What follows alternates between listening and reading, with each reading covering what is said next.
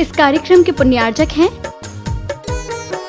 एवं जिज्ञासु पूज सभी को नमोस्तु करें।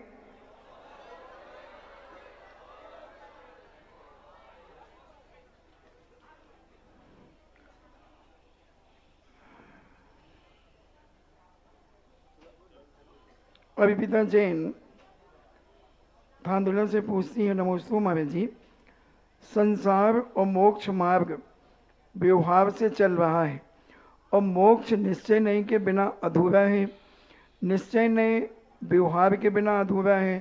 क्या व्यवहार बिना निश्चय के भी रहा जा सकता है?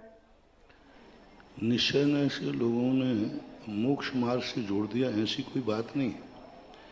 निश्चय के बिना संसार भी नहीं चल सकता। निश्चय न मात्र के लिए, जीव के लिए नहीं है, सभी द्रव्यों के लिए है। पुद्गल में भी निश्चय व्यवहार होता है, धर्म अधर्म द्रव्यों में भी निश्चय व्यवहार होता है। निश्चय व्यवहार नदी के दो तट हैं, चाहे संसार में जाओ चाहे परमार्थ में जाओ। निश्चय न और व्यवहार न के बिना व्यक्ति जी नहीं सकता।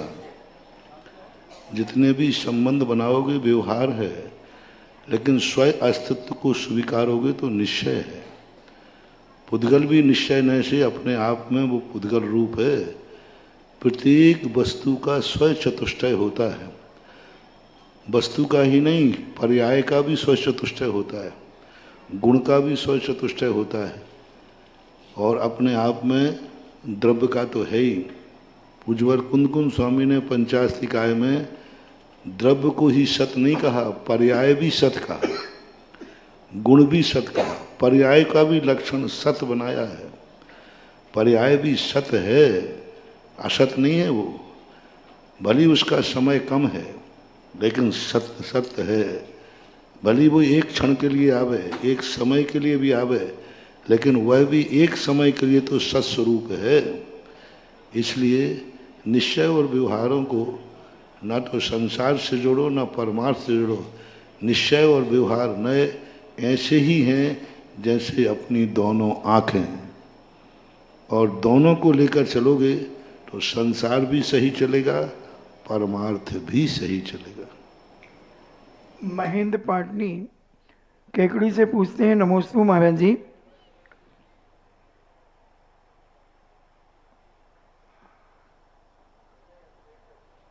कि हम आगामी 20 दिन हम लोग कौन सा पाठ या जाप प्रतिदिन करें ताकि हमारी वंदना निर्विघ्न हो सके।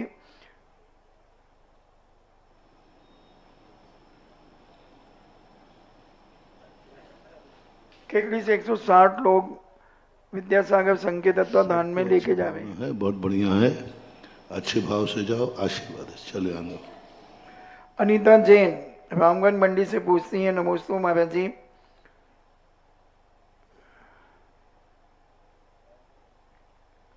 आत्म कल्याण करना है तो जीवन में ऐसी कौन कौन सी बातों का हमें ध्यान रखना चाहिए? सबसे पहले तो अपनी कसाय पे कंट्रोल करना चाहिए। प्रतिकूल परिस्थितियों में उत्तेजित नहीं होना चाहिए। कल्याण करने का प्रथम सूत्र है प्रसम भाव।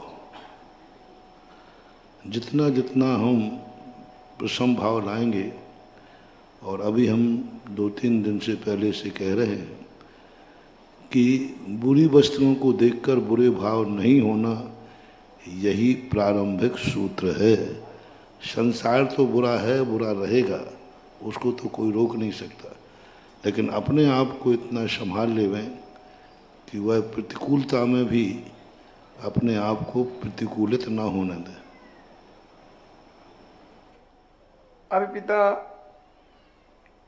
देशना जैन दिल्ली से पूछती हैं, पुण्यानुबंधी पुण्य पूर्व भाव के मुनिराज व्रती सम्यक दृष्टि के अलावा और किन किन का हो सकता है?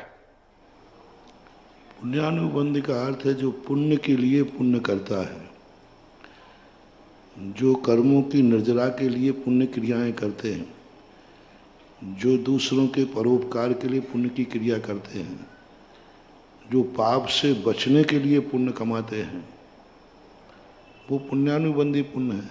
हालांकि पुण्यानुबंधी पुण्य आगम के अनुसार सम्यक दृष्टि को ही बंद होता है, मिथ्या दृष्टि को नहीं। देशना जैन शिकोहाबाद से पूछती हैं, नमोस्तु महाराज जी, ऋण तो ऋण होता है, फिर भी शास्त्रों में व्यवहार का ऋण साहूकार के ऋण से बड़ा क्यों माना जाता है? इसलिए माना जाता है कि साहूकार ने तो ब्याज के लोभ से दिया है और व्यवहार ने लोभ से नहीं दिया है, अपनी रिश्तेदारी की आत्मीय भाव से दिया है। साहूकार की दृष्टि में तो ब्याज है, कमाने का भाव है, लेकिन जब कोई तुम्हारा आत्मीय जन तुम्हारे पास व्यवहार लेके आया तो वो कोई ब्याज का पैसा लेने के लिए नहीं, एक आत्मीयता के साथ तुम्हारा भला चाहने के लिए सगुन के रूप में लाया। व्यवहार सगुन माना जाता है, तो वो तुम्हारा सगुन करने आया है, तुम्हारा मांगलिक करने आया है। व्यवहार देने वाला तुम्हारा उपकारी है, हितैषी है, और साहूकार हितैषी नहीं है, उसका उद्देश्य तुम्हारे से ब्याज कमाना है, वो उसका व्यापार है। मोनिका जैन भिंडर से पूछती हैं, नमोस्तु महाराज जी, पंचम काल में चक्रवर्ती नहीं है, लोकतंत्र है, चक्रवर्ती का पुण्य पूर्व भव के मुनि पद से प्राप्त होता है। आगमानुसार पंचम काल के विश्व के लोकतंत्र के राजाओं का ऐसा कौन सा पुण्य कहलाएगा? अब लोकतंत्र में राजा होते ही नहीं, पुण्य कैसे कहें? लोकतंत्र अलग अलग प्रकार का हो गया।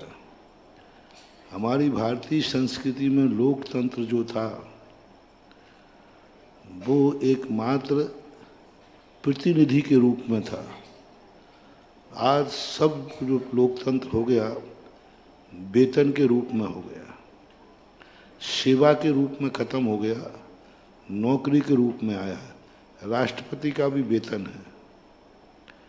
अब राष्ट्रपति सबसे बड़ी शक्ति माना जाता है, लेकिन उसका भी वेतन है, वो लेवे या ना लेवे, उसको भी वेतन में बांध दिया। तो ये जो पॉलिसी है पाश्चात्य सभ्यता की, अंग्रेजों की नीतियों की, कि कितना ही बड़ा व्यक्ति क्यों ना हो उसको कर्मचारी की श्रेणी में रखो वेतन दे करके, तो ये है। प्रतिनिधि जो होता था पहले वह वेतन नहीं लेता था, प्रजा उसको भेंट देती थी और भेंट दे करके उसकी आजीविका चलाती थी। जैसे राजा होते थे, राजा वंशानुगत होता है, लेकिन जो प्रजातंत्र का राजा होता है वो चुना हुआ जाता है, लेकिन उसकी भी आजीविका प्रजा ही चलाती है। जिनवाणी चैनल, आदिनाथ, सुधा कलश, पुण्योदय आदि विविध डिजिटल माध्यमों से देख रहे देश और विदेश के लाखों करोड़ों भक्तों की ओर से और सागर भाग्योदय सुधा देशना मंडपम में विराजित सभी सुधी श्रोताओं की ओर से जगत पूज्य के चरणों में त्रिवार नमोस्तु नमोस्तु नमोस्तु। माताजी को बंदामी बंदामी बंदामी, छुल्लक जी को इच्छामी इच्छामी इच्छामी निवेदित करता हुआ आज के इस बहुचर्चित जिज्ञासा समाधान कार्यक्रम का आरंभ करता हूं। महानुभाव, जैसा कि आपको विदित है, आज से दोपहर से समय सार प्रशिक्षण शिविर यहाँ पर आयोजित शुरू हो चुका है और उसमें हमारे श्रवण संस्कृत संस्थान के स्नातक विद्वान और विदुषी दोनों यहाँ पर पधारे हुए हैं। आज का जो जिज्ञासा समाधान का सत्र है वो इन्हीं को समर्पित है। ये दोनों मिलकर के आज यहाँ जिज्ञासा रखेंगे। इसी क्रम में हम जिज्ञासा के लिए आमंत्रित करते हैं हर्ष जैन शास्त्री सेकेंड ईयर दरगवा से, वो अपनी जिज्ञासा रखेंगे और इसके बाद तैयार रहेंगी सेकेंड ईयर से ही मिनी जैन।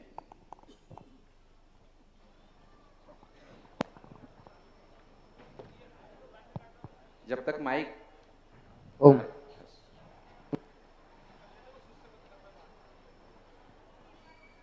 चालू है, जब तक आपका माइक भैया मुकेश भैया, जब ओम तक आपका ओम माइक चालू हो ओम रहा है। मम आराध्य गुरुदेव के चरणों में त्रिवार नमोस्तु नमोस्तु नमोस्तु। छुल्लक जी के चरणों में त्रिवार इच्छामी इच्छामि। मेरा श्री इस वर्ष हमारे लिए दशलक्षण पर्व में असम प्रांत जाने का सौभाग्य प्राप्त हुआ था।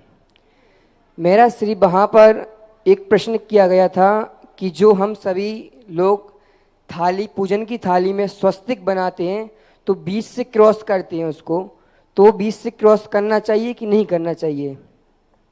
पूजन की थाली कौन सी? जो द्रव्य चढ़ाते हैं ना उसमें।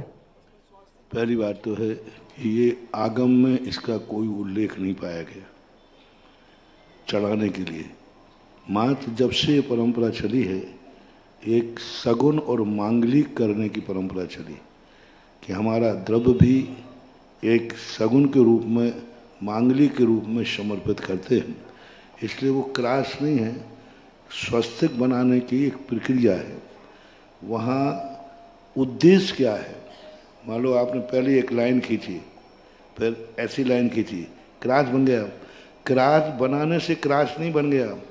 आपका उद्देश्य क्रास बनाने का है कि स्वस्तिक बनाने का? स्वस्तिक। बस, तो वो लाइन शुरू से ही मांगलिक है, क्योंकि आपने उद्देश्य में रखा है स्वस्तिक, तो वो लाइन क्रास की नहीं है, वो लाइन स्वस्तिक की है। नहीं मेरा श्री, उन्होंने कहा था कि जो हमारे धर्म है, हिंदू मुस्लिम सिख और ईसाई, जो ईसाई धर्म होता है उसमें भी स्वस्तिक बीच से क्रॉस करते हैं, तो ये जैन धर्म में है, वो दोनों धर्म में भी।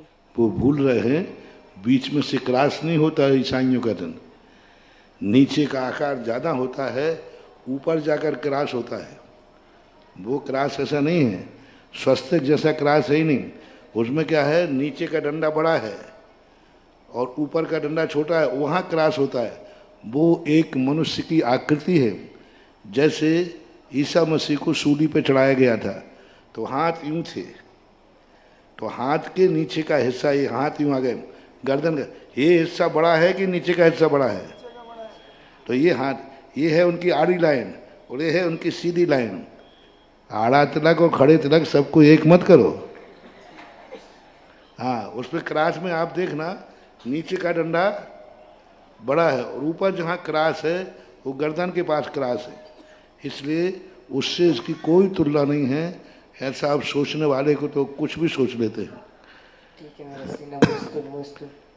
जिज्ञासा रखेंगे विदुषी बहन mini Jain Shastri second year से, और इसके बाद तैयार रहेंगे हमारे विद्वत श्री सौरभ जी शास्त्री रायपुर, जो कि अध्यक्ष हैं श्रवण संस्कृति संस्थान स्नातक परिषद सांगानेर के।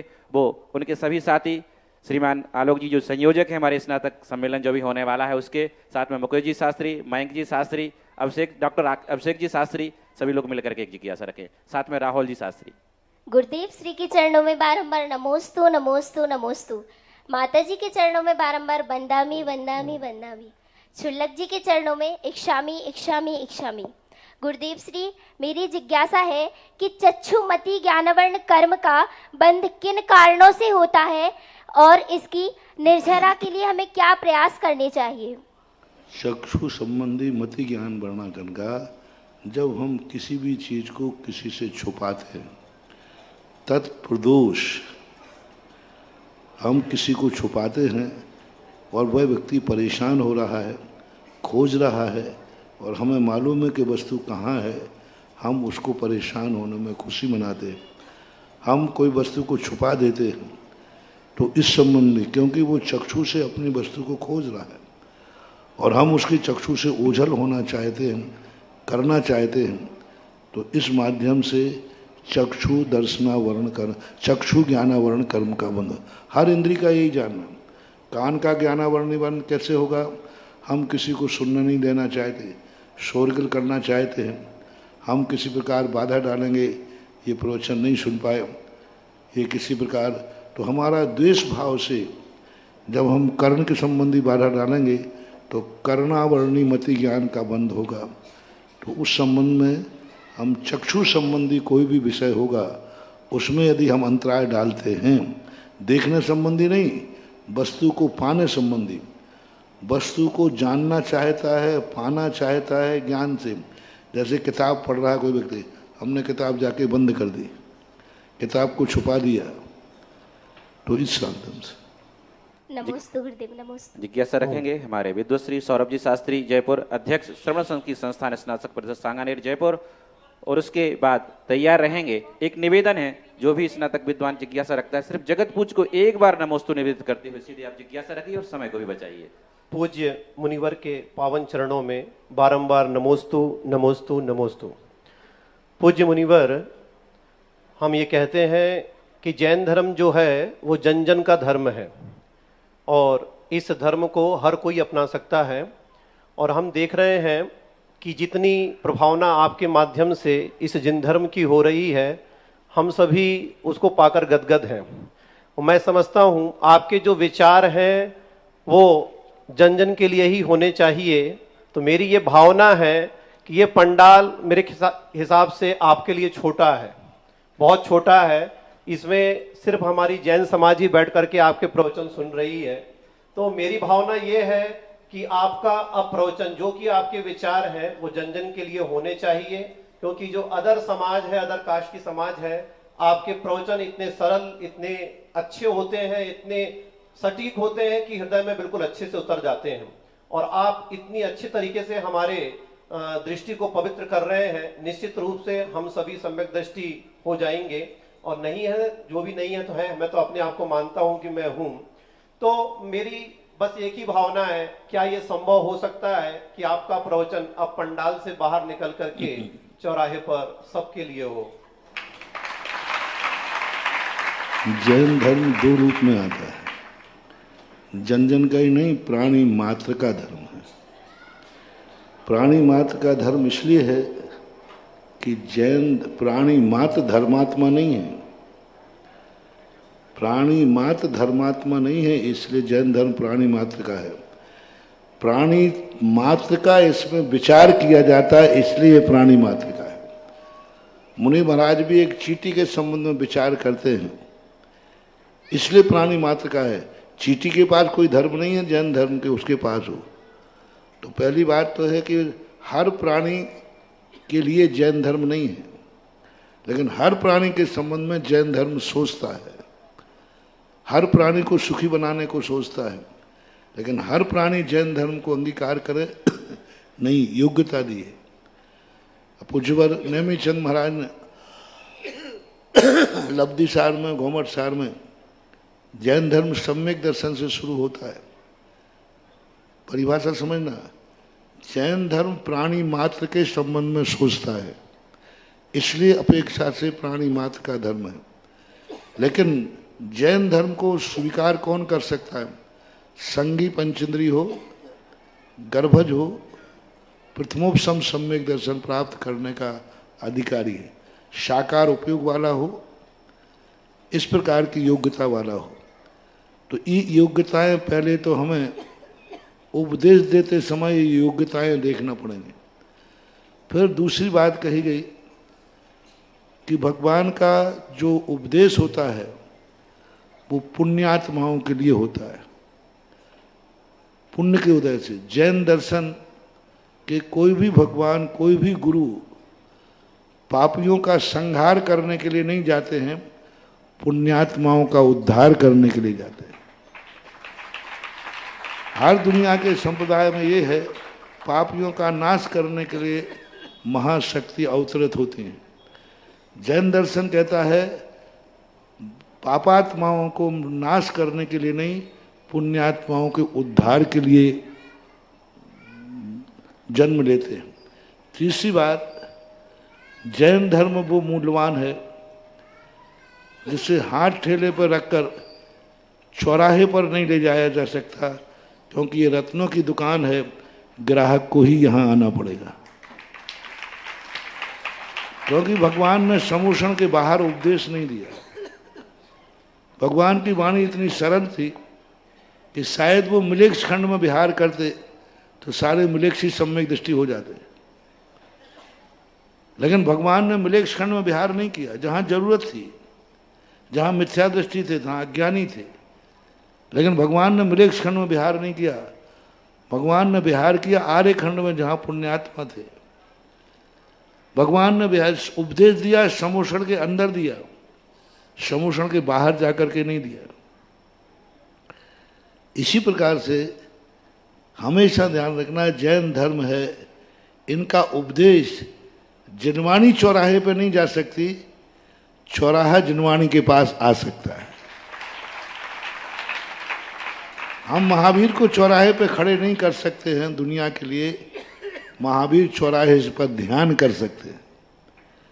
महावीर को चौराहे पे खड़े करना नहीं, महावीर चौराहे पे ध्यान कर सकते हैं तो करते हैं।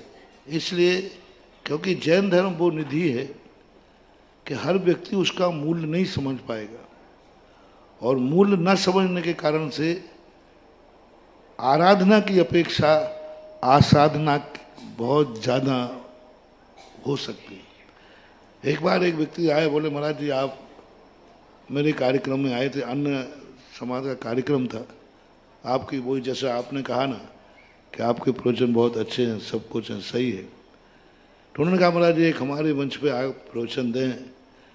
मैंने कि आपकी दृष्टि में मैं बहुत सम्मानीय हूँ ना? बोले महाराज बहुत सम्मानीय है आपके प्रवचन। मैंने कि आपने यदि मुझे बुलाया और उस सभा में किसी ने एक भी कमेंट्स कर दिया या उसने अनादर कर दिया तो फिर तुम क्या करोगे? और यदि वह विद्रूप ले लिया तो फिर क्या करोगे? दूसरी बार मेरी दृष्टि में आएगा कि आपने बुलाकर यहाँ मेरी आसाधना की है, फिर क्या होगा? क्या आप जुम्मा ले सकते हैं कि आपकी इस सभा में हर व्यक्ति आपके जैसा ही मुझे सम्मान की दृष्टि से देखेगा? आपकी जो बहुमान दृष्टि है वह ऐसी दृष्टि से देगा। क्या सभा ये स्वीकार कर सकती है कि मैं उपदेष्टा को एक साधु के रूप में देखेंगे, एक गुरु के रूप में देखेंगे, एक हितकारी के रूप में देखेंगे? जहां पर दान दिया जाता है पात्र को, कुपात्र को नहीं, वहां किसी व्यक्ति ने चौराहे ने कमेंट्स कर दिया, वहां पर उन्होंने गुरु पद ना लेकर के मात्र कोई और को शब्द का प्रयोग कर लिया, तो वो जिनवानी की आसाधना और गुरु पद की आसाधना होगी, वो कितनी बड़ी चीज होगी। और दूसरी बात है कि वहां पर जो पात्र को दान दिया जाता है, जैन दर्शन की सबसे बड़ी विशेषता है दान कुपात्र को नहीं, दान अपात्र को नहीं, दान पात्र को दिया जाता है। जैसे आपको आहार सहयोग करना अलग चीज है और दान देना अलग चीज है। तो सहयोग तो तुम लोग करते हो, लेकिन दान पात्र को देते हो कुपात्र को? हमारा भी ज्ञान दान है बाबू, पात्र को ही दूंगा। और जो गुरु मान के आएगा, साधु मान के आएगा, इज्जत के आएगा, उसी को ये दान दिया जाता है। इसका प्रसंग मिला धवला जी के अंदर। पूज्यवर धर्शन स्वामी ने अपना ज्ञान देने के लिए आए हुए शिष्यों की परीक्षा की, 3 बार परीक्षा की। हालांकि निर्णय हो चुका था स्वप्न से कि ये दोनों सच्चे हैं, स्वप्न में जो बैल दिखे थे ना, और फिर निर्णय हो चुका था उनके विनय से। फिर भी तीसरी बार उन्होंने जाकर के मंत्र सिद्धि कराकर कहा, और उन्होंने लिखा है ज्ञान दान देते समय पात्र की अच्छी तरह परीक्षा करने से ज्ञान की महिमा बढ़ती है। इसलिए प्राणी मात्र का जैन धर्म तो है, प्राणी मात्र के प्रति हमें दया भाव है। प्राणी मात्र का, हम प्राणी का तो क्या, हम तो पुद्गल का भी सोचते हैं, जीवा जीवाधिकरण। हम तो अजीब को भी पुद्गल के बराबर रखते हैं। किसी की गर्दन ही मत तोड़ो, सूखी लकड़ी को भी निर्दयता से मत तोड़ो, आजीवाधिकरण। इसलिए प्रवचन तो जो है उसकी गरिमा, मेरे पास भी कई बार ये प्रसंग आए और मैंने देखा कि उसमें चौराहों पे मैंने खूब प्रवचन किए हैं, लेकिन वहाँ प्रवचन करने के बाद जब हमने शास्त्रों की बातें पढ़ी तो वहाँ की स्थितियाँ जो थीं वो नकारात्मक भी थी। इसलिए समोषण में ही प्रवचन शोभा देता है। यहाँ जो आएगा वो प्यासा ही आएगा। कुआ प्यासे के पास जावे या प्यासा, यहाँ जो आएगा वो प्यासा ही आएगा, पुण्यानुबंधी पुण्य लेके ही आएगा। ओ महाराज जी यहाँ जिज्ञासा के क्रम में अगली जिज्ञासा रखेंगे स्नातक विद्वान रोहित जी शास्त्री फर्स्ट ईयर से। उससे पूर्व हमारा जो चतुर्विंशति मंडलीय समोषण कल्पद्रुम महामंडल विधान जो संपन्न हुआ है, उसके जो मुख्य संयोजक प्रशांत जी सानौदा, साथ में उसकी उनकी पूरी संयोजक मंडली अंकुश जी बहेरिया, मनीष जी मोरा जी, राहुल जी तौलिया, शुभम गुल्ली, मनीष नायक, पूरा सर्वोदय सुधा संघ गुरुवर आपसे एक प्रश्न पूछना चाहता है कि जो कार्यकर्ता चुपचाप सारे कार्य करते रहते हैं, सारा कार्य संपादित करते रहते हैं और कुछ तो यहाँ दर्शन करने भी नहीं आ पाए, जैसे मनीष जी नायक वहां भोजनशाला में लगे रहे ऐसे, और उन्होंने मुख्य मंडल भी लिया था, तो ऐसे कार्यकर्ताओं को पुण्य बंद होगा कि पाप बंद होगा? महाराज जी यहाँ दृष्टि मेरी थोड़ी सी अलग थी। मैं वो तो जानता हूँ कि धर्म हमारे पात्रों को ही देना चाहिए। थोड़ी सी दृष्टि इतनी अलग थी कि जैसे पूज्य तरुण सागर जी महाराज हुए थे, ओम शांति, ओम शांति। गुरुवर जिज्ञासा ये थी कि कार्यकर्ता जो हमारे लगे रहते हैं उनके लिए बहुत सारे धार्मिक अनुष्ठान छोड़ने पड़ते हैं, तो उनको पुण्यबंध होगा कि नहीं होगा? देखो, पुण्यबंध ना तो कार्य से होता है और ना भजन करने से होता है, ना पूजा करने से होता है, ना मुनि बनने से होता है। बंध होता है आपके अभिप्राय से। आप कार्य कर रहे हैं किस अभिप्राय से कर रहे हैं? आपका अभिप्राय जो होता है उसके अनुसार पुण्य पाप का निर्णय होता है। और हमारे लिए धर्म में कहा है कि कार्य करते समय जितना अपना निस्वार्थ भाव, कार्य करने वाले को कभी भी प्रशंसा की भूख नहीं होना चाहिए। मैं मुनि इसलिए बना कि मेरी जयकार होगी, काय का मुनि? मैं मुनि बना कि मैं साधना इसलिए करता हूं कि सब लोग मेरी प्रशंसा करेंगे। उस प्रशंसा के दो शब्द सुनने के लिए हम कितना भी बड़ा कार्य करें, कोई भी पुण्यबंध का कारण नहीं होता।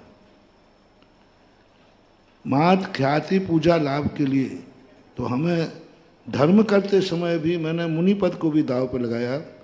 मुनि पद भी यदि ख्याति पूजा लाभ के लिए है, प्रवचन यदि इसलिए दिया जा रहा है कि चारों तरफ मेरी प्रशंसा हो, तपस्या इसलिए की जा रही कि सब लोग कहें कि कितना तपस्वी है, तो ये सारी की सारी उसमें कोई पुण्यबंध का कारण नहीं है। और इसी प्रकार कार्य करते समय भी इसलिए कार्य कर रहे हैं कि मुझे प्रशंसा मिले, मेरी लोग प्रशंसा करें। कई लोग बड़े नाराज हो जाते हैं, पूरा कार्यक्रम करेंगे, यदि उनका नाम नहीं बोल पाए और ये नहीं कह पाए अरे उन्होंने बहुत अच्छा काम किया, तो इतना क्लेश करते हैं कि वो साल भर की भी जो मेहनत की हो ना, चातुर्मास में पूरी मेहनत की हो ना, वो मेहनत भी सब आर्त ध्यान में खाक कर देते हैं। दो शब्दों के लिए, आभार के लिए, यदि आभार में नहीं, मैंने इतनी मेहनत की, इन्होंने दो शब्द आभार के नहीं बोले, तो सबसे बड़ी चीज है आपने धर्म मान करके कार्य किया है या प्रशंसा के लिए कार्य किया है। धर्म मान के आत्मसंतुष्ट यदि आपको है कि मैंने जो किया है मुझे आत्मसंतुष्टि है, और यदि ये भाव आए मैंने किया, मेरी कोई तो प्रशंसा कर दे, प्रशंसा दो, तो समझ लेना चाहिए वह करना और नहीं करना बराबर हो जाता है।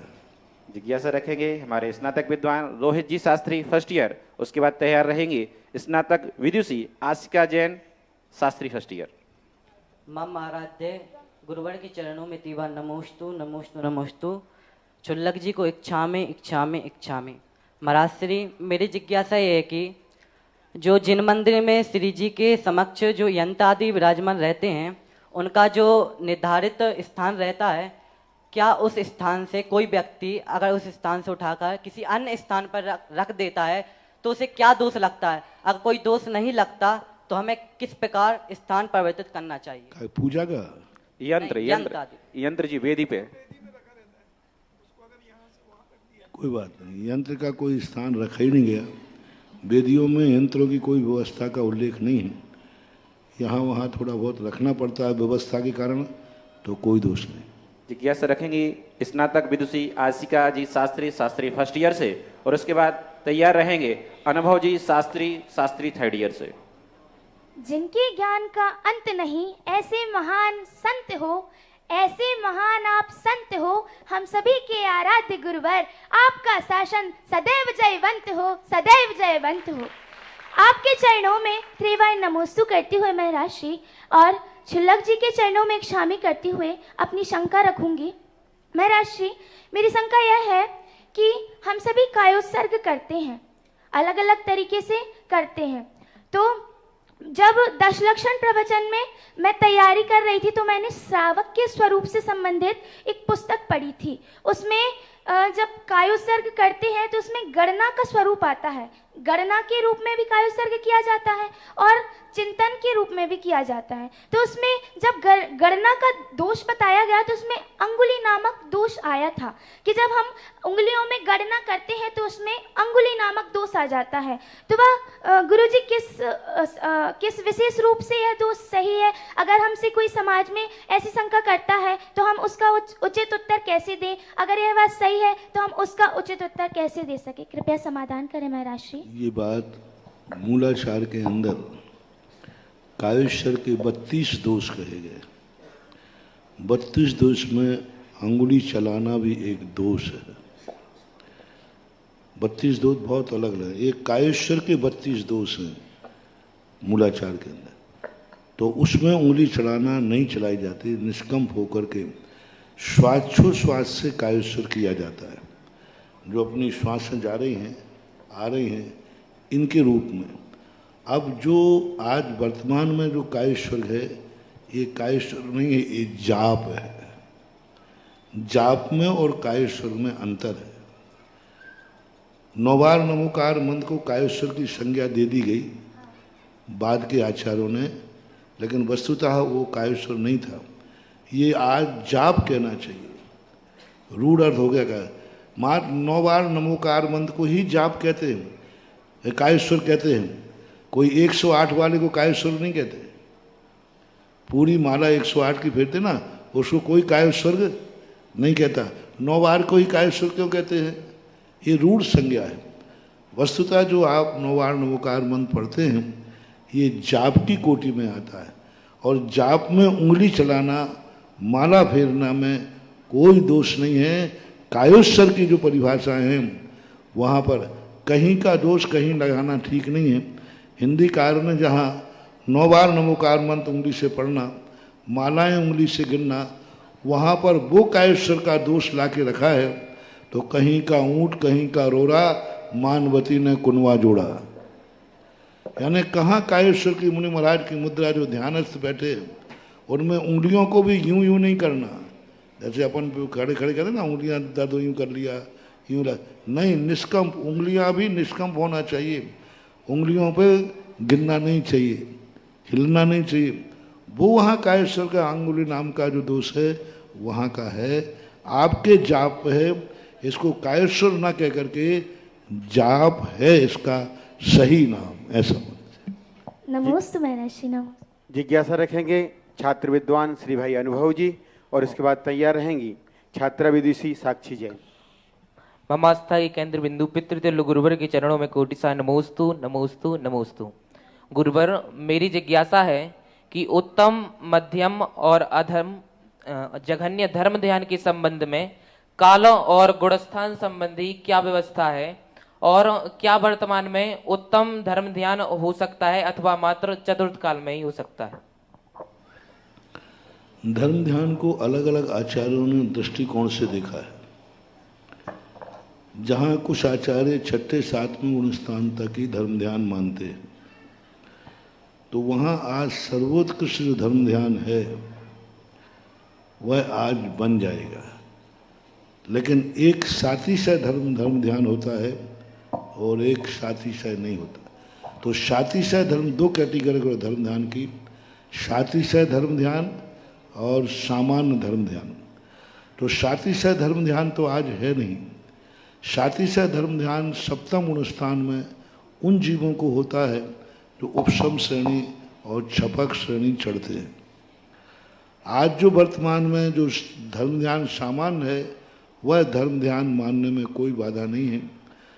अलग अलग कैटेगरी है और जिन आचार्य महाराजों ने 10वें गुण स्थान तक धर्म ध्यान माना है उन आचार्यों के अनुसार आज उत्कृष्ट धर्म ध्यान नहीं है, क्योंकि उत्कृष्ट धर्म ध्यान श्रेणी में ही होता है।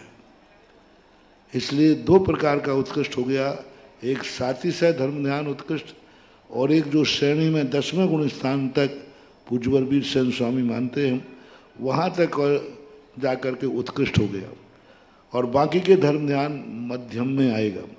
अधम और जघन्य धर्म ध्यान अविरत सम्यक दृष्टि का होता है, जो सब जानता है लेकिन करता वही है जो उसको करना है। जानता है कि ये मुझे नहीं करना चाहिए लेकिन करेगा वही। जानता है कि ये असंयम है फिर भी असंयम ही करेगा। उस धर्म ध्यान को जघन्य धर्म ध्यान कहा गया है। जिज्ञासा रखेंगी छात्रा विदुषी बहन साक्षी जैन और उसके बाद तैयार रहेंगे छात्र विद्वान संयम जैन जी 3rd ईयर। गुरुदेव के चरणों में त्रैवार नमोस्तु, छुल्लक जी के चरणों में इक्षामी, माता जी के चरणों में वंदामी। गुरुदेव, मेरी जिज्ञासा ये है कि इस संपूर्ण लोक में ठसाठस जीव राशि भरी हुई है, तो जो सिद्ध शिला है उसके नीचे वाला जो हिस्सा है वह खाली क्यों है? और गुरुदेव एक छोटा सा प्रश्न और था कि जब कभी भी कहाँ खाली है सिद्ध शिला में? सिद्ध शिला के नीचे 12 योजन वाला जो स्थान है, तो वहाँ तो ठसाठस जीव भरे हुए नहीं, संपूर्ण लोक में भरे हुए, उस वाले एरिया में खाली है। नहीं, कहाँ पड़ा? कहाँ पड़ा बेटा? नहीं, पूरे 3 लोक में कोई भी स्थान नहीं है जहाँ पंच स्थावर नहीं पाए जाते हों। द्रव्य संग्रहकार ने इस पर लिखा। देवता नहीं हुआ, सर्वार सिद्धि और सिद्धशिला के बीच में कोई देवों के विमान नहीं है। वो स्थान देवों की अपेक्षा खाली है, पंच स्थावरों की अपेक्षा नहीं। पंच स्थावर में तो 3 लोक में एक भी प्रदेश नहीं है जहाँ पर कोई ना कोई निगोदिया या पंच स्थावर ना पाए जाते हों। गुरुदेव, जब भी कोई व्यक्ति हमारे गुरुदेव के विषय में उल्टा सीधा बोल देता है तो हमें बहुत बुरा लग जाता है और गुस्सा भी आ जाता है। ऐसी परिस्थिति में हम उनसे कभी कभी कुछ बोल नहीं सकते, तो हमें क्या करना चाहिए? ये प्रश्न ऐसा है कि प्रश्नों पर यही छोड़ देना चाहिए, जो जैसा करेगा वो वैसा। क्योंकि जैसे आपने कहा कि हम कुछ बोल नहीं सकते, तो जहाँ जिस उद्दंड को कोई बोल नहीं सकता उसे कर्म कहता है मैं संभालूंगा। फिर कर्म उसको ऐसा संभालता है जैसे महारानी चेलना राजा श्रेणिक से कुछ नहीं बोल सकी क्योंकि वो राजा थे। सारी दुनिया कुछ नहीं बोल सकी क्योंकि वो राजा थे। महाराजा भी कुछ नहीं बोल सके क्योंकि वो महाराजा थे। इतना बड़ा कांड किया, मुनिराज को इतना दुख दिया, इतना कष्ट दिया, सारी प्रजा को मालूम चला, प्रजा कुछ नहीं बोल पाई क्योंकि राजा श्रेणी कौन थे? राजा थे। अब राजा से कौन बोले? महारानी चेलना भी कुछ नहीं कह पाई, कोई खरी खोटी नहीं सुनाई। इतने उपसर करने वाले पर तो महारानी चेलना परित्याग भी कर सकती थी, लेकिन नहीं किया क्योंकि वो पति थे और राजा थे। महाराज ने इसलिए नहीं बोल पाए वो कुछ भी, इतना उपसर किया महाराज के ऊपर, दुख दिया। महाराज इसलिए नहीं बोल पाए कि महाराज स्वयं महाराज थे, और महाराज जो होते हैं क्षमा बड़न को चाहिए छोटन का। तो हम महाराज बुर्ज नहीं बोल पाए कि वो महाराज हैं, चेलना इसलिए नहीं बोल पाए कि वो पति हैं, प्रजा इसलिए नहीं बोल पाई कि वो राजा हैं। अब जिसको कोई नहीं बोल पाए इसलिए कर्म कहता है सब को मैं निपटाता हूँ। फिर कर्म ने कैसा निपटाया? कि एक रात का दुख दिया था मुनिराज को, कर्म 84,000 वर्ष तक का दुख दे रही है। 84,000 वर्ष तक का दुख दिया। तो जिसको आप लोग कोई भी कुछ न कर पाए उसे कर्म के हवाले कर देना चाहिए। पर कर्म वो पुरुष रिमाइंडर है कि अच्छे अच्छों को लिए भी ठीक कर देता है। कर्म के दरवाजे में कोई माफीनामा नहीं है, क्योंकि कर्म कभी किसी से डरता नहीं है। जिज्ञासा रखेंगे भाई संयम जी, छात्र विद्वान 3rd ईयर से, और इसके बाद 3rd ईयर से भी हमारे छात्र विद्वान तैयार रहेंगे। बंटी जैन जी। जगत पूज्य गुरुदेव के चरणों में मेरा त्रिवार नमोस्तु। महाराज श्री, मेरी जिज्ञासा यह है कि जो 4 प्रकार का ध्यान बताया था आपने, उसमें धर्म ध्यान के अंतर्गत पिंडस्थ, पदस्थ और रूपस्थ। पिंडस्थ और पदस्थ धर्म ध्यान तो पंचम काल में संभव है, परंतु जो रूपस्थ ध्यान होता है वह किस प्रकार से समझना चाहिए और किस प्रकार से संभव है? चारों ध्यान आज संभव है। पंचम काल के जीवों के लिए ही ये चारों ध्यान कहे गए। पदस्थ ध्यान में जो पिंडस्थ पदस्थ समझ में आ गए, समझा दिए थे। रूपस्थ ध्यान, रूपस्थ ध्यान का अर्थ होता है अरहंत भगवान का स्वरूप अपने को महसूस करना। मैं 5000 धनुष ऊपर समर्थ घातिया कर्मों से रहित मैं अरहंत स्वरूपी हूँ। पदस्थ ध्यान में मुनि अवस्था आती है और रूपस्थ ध्यान में आती है भगवान का स्वरूप, यथाख्यात चारित्र का स्वरूप, अर्थ में आत्मा का यथार्थ स्वरूप धारण करना। 11वें 12वें और 13वें गुण स्थान और 14वें गुण स्थान की जो आत्मा का स्वरूप होता है, 11वां 12वां 13वां और ये 4 गुण स्थान यथाख्यात चारित्र के हैं। यथाख्यात चारित्र में इनमें जैसा आत्मा का स्वरूप होता है, जैसे आपका परिणमन होता है, वैसे अपने आप का ध्यान करना, ये रूपस्थ ध्यान कहलाता है। और रूपातीत ध्यान कहलाता है जब 4 अघातिया कर्म भी नष्ट होकर के जो सिद्धों का स्वरूप होता है, उन सिद्धों के स्वरूप को अपने आप में महसूस करना। देहातीत, देह से रहित होकर के ज्ञान शरीरी त्रिविध कर्म मल वर्जित से दे महंता ते हैं निकल अमल परमात्म भोगे शर्म अनंता। इस प्रकार का जो द्रव्य कर्म, भाव कर्म, 9 कर्म से रहे देहातीत जो आत्मा का स्वरूप है, अष्टगुण संपन्न आत्मा का स्वरूप है, ऐसा अपने आप को तद्रूप मान करके अपने ज्ञान का विषय बनाना रूपातीत ध्यान है। आज चारों ध्यान अपन कर सकते हैं। जिज्ञासा रखेंगे छात्र विद्वान बंटी भैया 3rd ईयर से।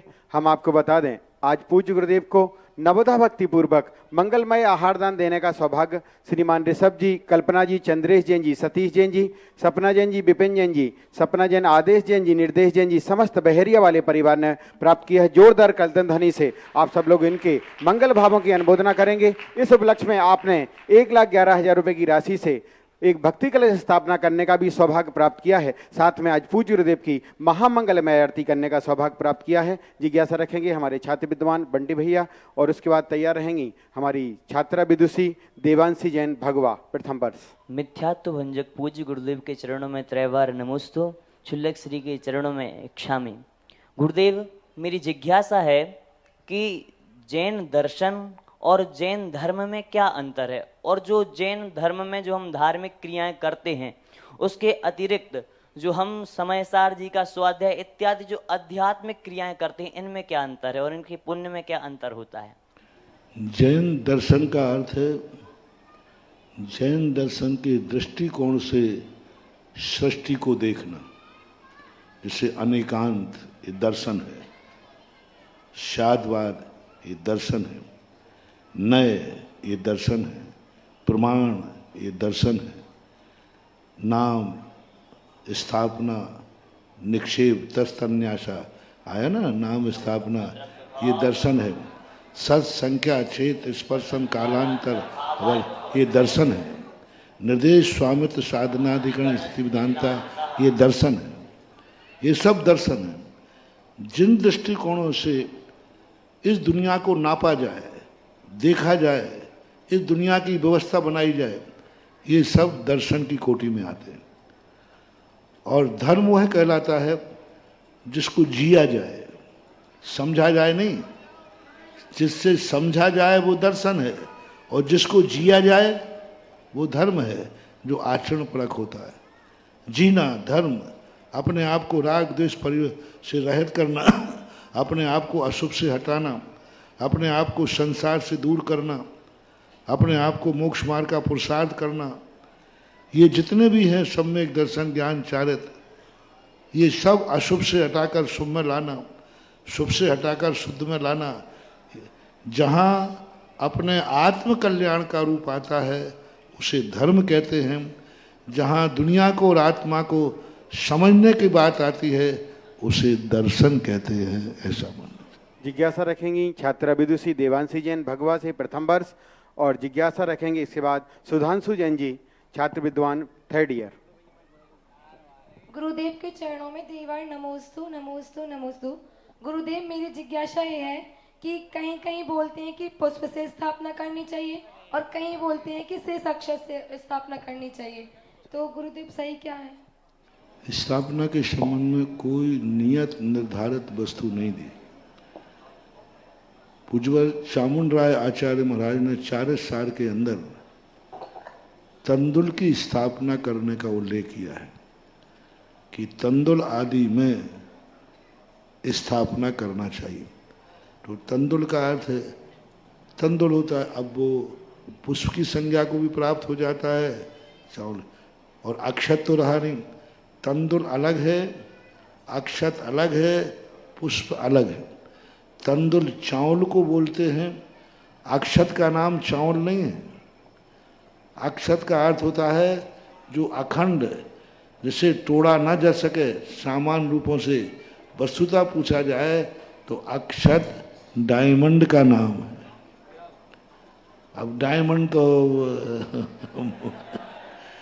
क्या कर दिया अपन ने, डायमंड जैसा सफ़ेद चावल होता है ना, तो चावल ले लिया। पुष्प के स्थान पर पुष्प ही होना चाहिए। अब पुष्प के स्थान पर स्थापना कैसे करें? पुष्प तो कौन से फूल से करें? गुलाब के फूल से, कमल के फूल से, किससे करें? इसलिए पुष्प की स्थापना नहीं बताई थी। पुष्प की स्थापना बताई नहीं क्योंकि पुष्प वनस्पति काय है, वो खुद अपने आप में उसमें जीव है। जिसमें पहले से ही कोई जीव हो उसमें दूसरे की स्थापना नहीं की जाती है। स्पष्ट कहा है, जो एक बार किसी ने स्थापित कर दिया उसमें दूसरी स्थापना नहीं की जा सकती। तो जो वस्तुतः पुष्प होते हैं इनमें तो सचित्र हैं, ये जीव हैं, और जीव जब उसमें है, पहले से ही साक्षात है, तो फिर साक्षात में स्थापना नहीं की जाती। और अक्षत में हम स्थापन नहीं कर सकते क्योंकि चावलों में अक्षत की स्थापना हो चुकी है। तो ना तो अक्षत से स्थापना करना है, ना पुष्प से स्थापना करना है। उन चावलों से स्थापना करना है जिनको ना अभी अक्षत बनाया गया है और ना अभी पुष्प बनाया गया। यदि पुष्प बना लिया अपन ने, ये पुष्प हैं, तो उनसे स्थापना नहीं होगी क्योंकि वो सचित होते हैं। अक्षत बना लिया है तो वहाँ अक्षत की स्थापना हो गई, यहाँ पुष्प की स्थापना हो गई। जिनको अभी अक्षत संज्ञा नहीं दी गई है, पुष्प संज्ञा नहीं दी गई है, ऐसे तंदुल, ऐसे चावलों में हमें स्थापना करना चाहिए। क्योंकि डबल स्थापना नहीं, जब वो चावल थे कि नहीं, और आपने क्या कह दिया अब ये अक्षत है, तो चावल में किसकी स्थापना हो गई? अक्षत की। ये रंग करके पुष्प हैं, तो उन चावलों में किसकी स्थापना हो गई? पुष्प की। और डबल स्थापना होती नहीं है, स्थापना की स्थापना नहीं होती। इसलिए उन्होंने तंदुल में, चावल में आदि में स्थापना करने का उल्लेख किया है। बस अर्थ इतना समझो, जिसमें अन्य कोई स्थापित नहीं है, अन्य कोई जीव आदि नहीं है, उन वस्तुओं की स्थापना, उनमें स्थापना की जा सकती है।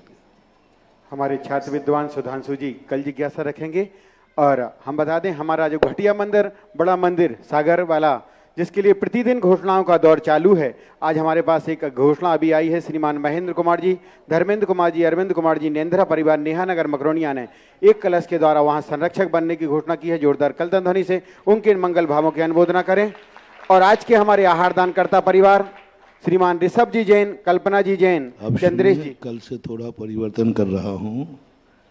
अभी आप लाइव वालों को तो यथावत चलेगा, लेकिन अब मौसम बदल गया, दिन छोटे हो गए, रातें बड़ी होने लगी हैं, इसलिए कल से जिज्ञासा का कार्यक्रम 5:30 बजे शुरू होगा। हमारी अनुकूलता में 5:15 बजे हम वहाँ से उठेंगे दर्शन करते हुए, और यहाँ आकर के समय रहेगा तो आचार्य भक्ति भी कर लेंगे, नहीं रहेगा तो हम ठीक 5:30 बजे कल से जिज्ञासा शुरू करेंगे। तुम नहीं भी आओगे तो करेंगे, और आ जाओगे तो ठीक, क्योंकि समय को हमें देखना है, क्योंकि दिन रात अलग है।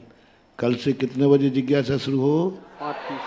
5:30 पे जिज्ञासा शुरू हो जाना चाहिए और 6:30 पे ख़त्म हो जाएगी। हाँ, टीवी पर देखने वालों को 6-7 पे ही दिखेगी। टीवी पर जो देखने वाले हैं उनको तो 6 बजे ही दिखेगी, 6 से 7 होगा, लेकिन यहाँ अपन 5:30 से 6:30 करेंगे, फिर डेफर वो दिखाएंगे, वो अलग बात है। पंडाल का समय क्या निश्चित किया?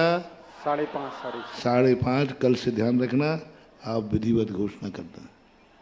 कल से हमारा बहुचर्चित जिज्ञासा समाधान सायंकालीन 5:30 बजे से 6:30 बजे तक रहेगा, और ऑनलाइन जो चलता है 6 से 7 वो आप देख सकते हैं टीवी आदि माध्यमों से।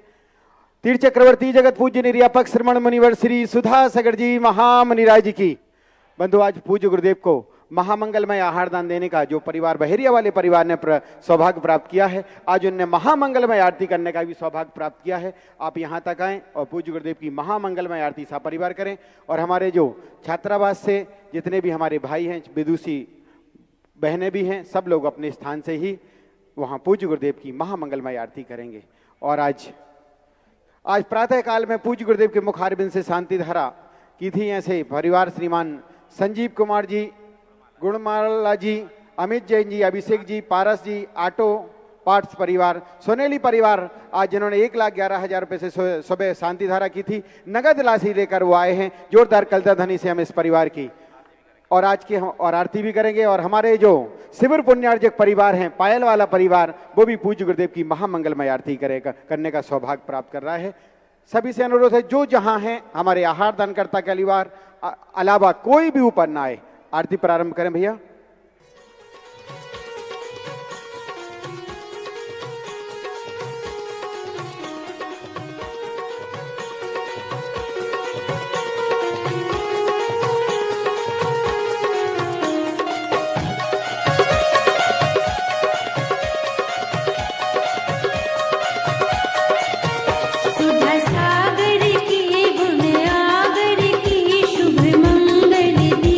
सजाए के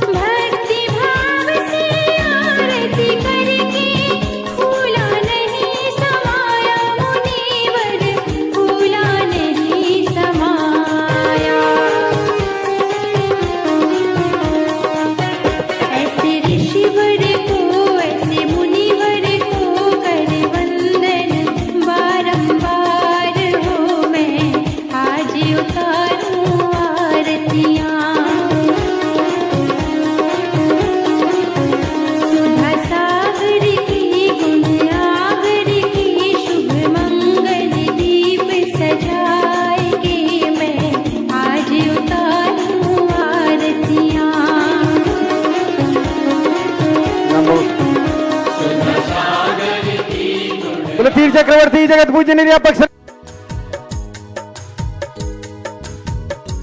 इस कार्यक्रम के पुण्यार्चक थे स्वर्गीय श्री गोरेलाल जी जैन कैंटीन की स्मृति में माता श्रीमती कुसुम देवी जैन, श्री सुनील जैन, श्रीमती सीमा जैन, श्री संजीव जैन, श्रीमती अंजू जैन, श्री शैलेंद्र जैन, श्रीमती कविता जैन, श्रीमती रिकी जैन, श्री मनीष जैन, पुत्री एवं दामाद श्रीमती शैली जैन, श्री आयुष जैन, दिवाकर, सागर मध्य प्रदेश, शानू, सेजल, अंशिका, समीक्षा, खुशी, लिपि, गहना, अतिशय, मोहित जैन एवं समस्त श्रृंगार परिवार, अशोकनगर। फर्म श्रृंगार jewellers, Mahavir steel, Mahavir jewellers, श्रृंगार फैशन, अशोकनगर, मध्य प्रदेश।